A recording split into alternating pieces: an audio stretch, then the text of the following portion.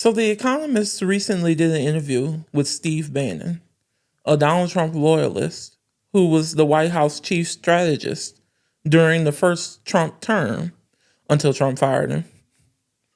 Now he's just a MAGA talking head who seems to think Trump has a real pathway to a third term in office. I'm so tired of these MAGA idiots out here acting like he can stay for another full damn term. Newsflash, people. Just because you say something over and over again doesn't mean it's going to happen. I can say it's going to be raining Dodge Challenger Hellcats until I'm blue in the face. But that doesn't mean it's going to happen. So let's dive right into the litany of reasons as to why Donald Trump will not have a third term in office. But first, just a quick reminder. Hit the subscribe button and enable notifications. It really helps us bring you more stories like this. This is Cameron Williams, and welcome to Pragmotiv News.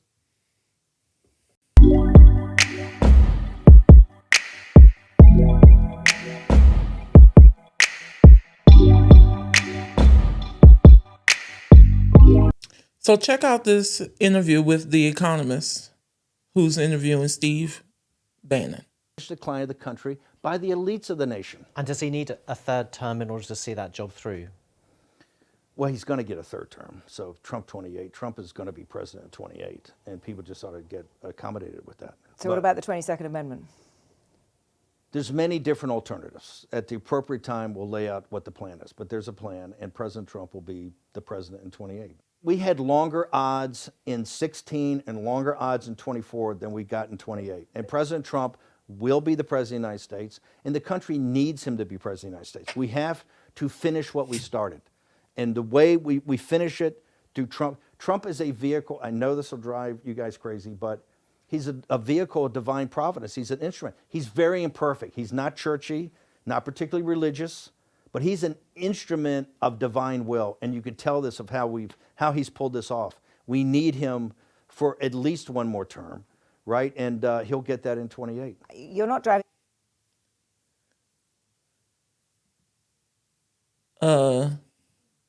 No. No, thank you. We don't want him. We don't need him. We want to return him. Return to motherfucking sender because we tired.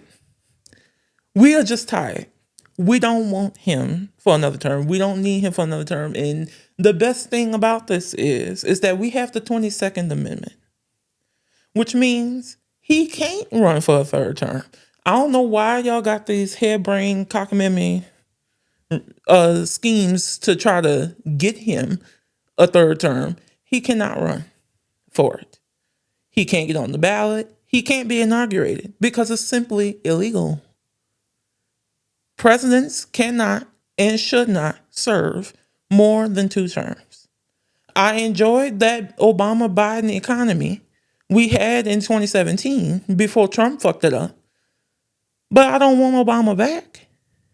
He served his 8 years. That's enough. I don't care what Steve Bannon thinks they can do to elect Trump for a third time. It ain't happening for a multitude of reasons. So, first and foremost, reason number one, like I said, it's illegal. It's unconstitutional. You can't get around that. You can't get clearer than a whole constitutional amendment. The 22nd Amendment states, no person shall be elected to the office of president more than twice, and no person who has held the office of president or acted as president for more than 2 years of a term to which some other person was elected president shall be elected to the office of president more than once. So that means that no person can be elected to the presidency, which means win 2 elections. You can't win no more than 2 elections. You can't be a part of more than 2 elections if you've won. So which means he cannot run. The only way for someone to serve more than 8 years as president of the United States is if they were to take over from a president, whether they die or just up and quit, for less than 2 years of that president's term. So, for example, if President Biden had resigned on January 20th, 2022, and then Kamala Harris was president, that was only 1 year in to President Biden's term, which means Kamala Harris would have had to finish out that term at 3 years, with 3 years to go. That means that she could only be elected president once. So she would have been able to run in 2024 and win, and then she would be president until January 20th, 2029, without no possibility of being elected again. But if Joe Biden were to wait one more year and 1 day and resign on January 21st, 2023, then that's vastly different. That would have meant that Kamala Harris could have served out the remainder of that term, which would have been a year and 365 days, because 2024 is a leap year. It would have been an extra day. So a year and 365 days. Then that's just 2 years. That's 2 years, of course. And she could theoretically serve out the remainder of that term and then go on, run in 2024, win in 2024, and get to serve until January 20th, 2029, with having run in the 2028 presidential election, and then get to serve, if she had won the 2028 presidential election, get to serve another 4 years for a total of 10 years in office. That is the only way for someone to circumvent the 22nd Amendment and serve more than 8 years in office. And notice only 2 elections. Still only 2 elections, which means only elected twice. That is the only way you could serve more than 8 years. So moving on to the second reason. That reason is nature. Donald Trump is old as fuck. And he's unhealthy. Look at his cankles. Look at his hands. And his droopy ass face. Which means he had to have a stroke already. And we only 10 months in to the second term. I'll be surprised if he makes it the rest of the year, let alone the rest of the term all the way until 2029, let alone another term in office, because the campaign alone could be too much for him. So that's the second reason. The third reason is that Diaper Don has utterly fucked over the American people. The American people are angry with him. They are showing him their disdain, our disdain, already. Governor Hot Wheels, Greg Abbott, is still too scared to hold an election for a U.S. House seat in Texas. Elise Stefanik, who was supposed to have an ambassadorship in the Trump admin, but at the last minute, they did a whole 180 on it because they saw the writing on the wall.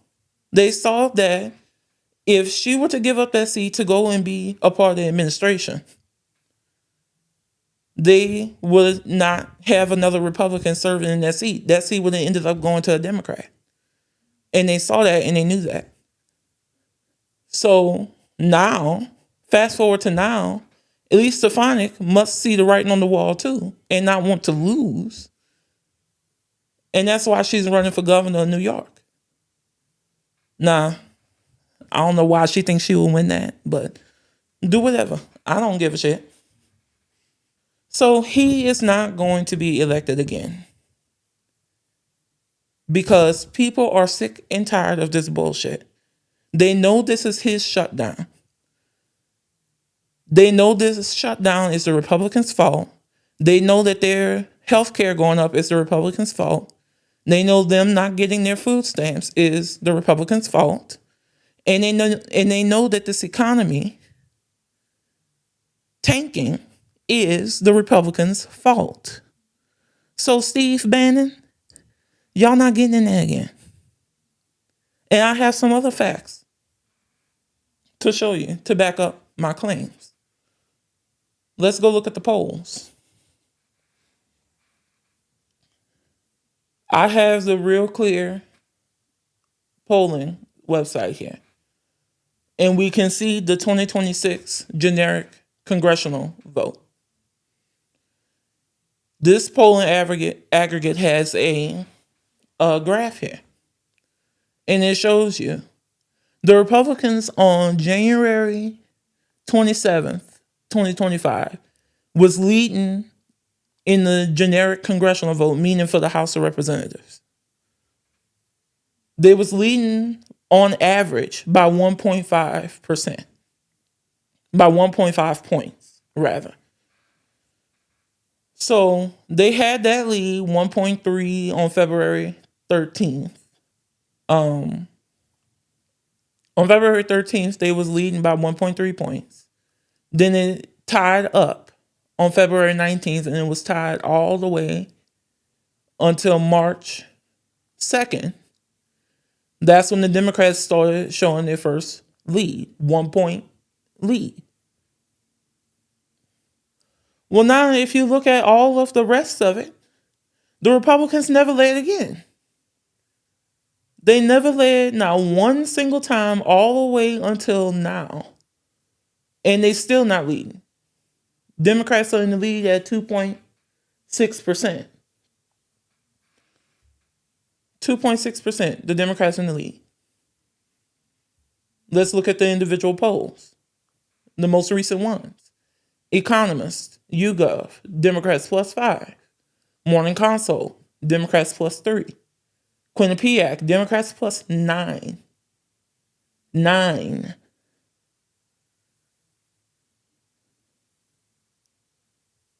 This isn't just me saying, oh, Democrats are going to win. This is data telling us a ballpark of where we can kind of expect it to be. Polls aren't the end all be all. They've been wrong before. That's why I take this information with a grain of salt. But it's a good barometer, especially this far out. You can't really be that accurate this far out from the election, but it's a good barometer, especially when we've been seeing Democrats win special elections, state house, state senate, and even some U.S. congressional races. Democrats have won in districts where Trump won in the very last election. So this is the kind of information that we can look at. We could also, if I could navigate to that,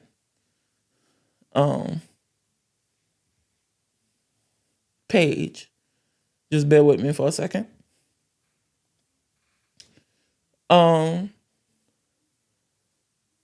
Damn. I didn't see that before. 2025 New York City Mayor, Mamdani, +18. Woo. So if you look at Thursday, October 23rd, Virginia Governor, Abigail Spanberger, +12 points. Virginia has a Republican governor right now, Glenn Youngkin. So the Democrats +12. these races are good barometers of what we can kind of expect next year in the midterms. So if you go down and look, Wednesday, October 22nd, Donald Trump job approval, Gallup polls, Reuters, Ipsos poll, Quinnipiac, those are some very, very good pollsters. Those are pollsters that you can kind of rely on. So Gallup poll showing Trump with underwater with a disapproval rating of plus 13. So he's underwater by double digits. Donald Trump is not popular, which means if the election were held today, he would not win. And then look, Quinnipiac, a very good pollster. Democrats plus 9 at 50%, they say. Now, when the candidate is at 50%, that's a very good position to be in the polls. That's when it's kind of can be viewed as a little more accurate, in my opinion. So only 15% of people approve of the congressional job approval. That's a Gallup poll, a very good pollster. Disapprove is plus 64 points for Congress. The Republicans, y'all done screwed yourselves up by hitching your wagon to Trump. And just off of these numbers alone, Donald Trump is now winning. If y'all somehow found a way for him to run for a third term, he not winning just off of these numbers alone. Because the Democrats are plus 9 in the 2026 congressional vote, which means in this current environment, the Democrats have a very good chance of winning. If you just apply this to the presidential,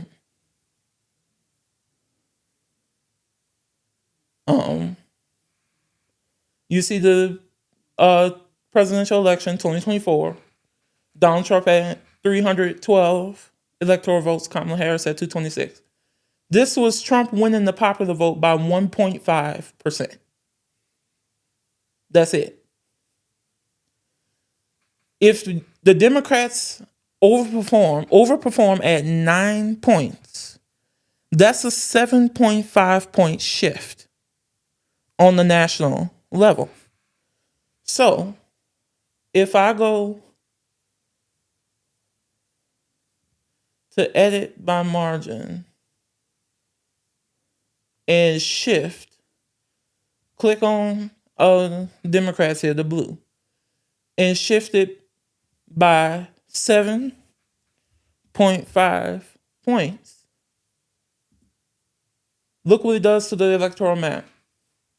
Trump at 219, Democrats at 319. Just by shifting it 7.5 points. And we don't have to win at 7.5 points in order for this map to happen, in order for us to win on the national level. Like, I don't know what is this confidence they have, because it's just not going to happen. And when I show y'all this stuff, please don't get cocky. We need to behave like Trump and the Republicans are up by 50 points. But when you have Quinnipiac, a good pollster, saying this kinds of stuff, you can kind of know, at least a little bit, that they're not going to win. So we can definitively say Donald Trump will not be the president come 12 o'clock noon, January 20th, 2029. End of story. Even if they somehow succeed at having him running for a third term, based on this information I just showed y'all, he can't. He ain't gonna win. The only way for him to stay is for the U.S. as a whole to be gone. the Constitution, everything, to just be null and void, which I don't see a way for that to happen. And if it does, that ain't really a world we want to live in, now do we? So I hope this puts y'all's mind at ease, because he will be gone. So that's all for now. Like, comment, subscribe, and follow at Pragmotiv News everywhere to stay prag-motivated. Also, remember you can find us across major platforms like Spotify, Apple Podcasts, Audible, and iHeartRadio so that you can listen to us even when you're on the go. So head on over there now and follow us and leave a review. It really helps us out. And until next time, peace.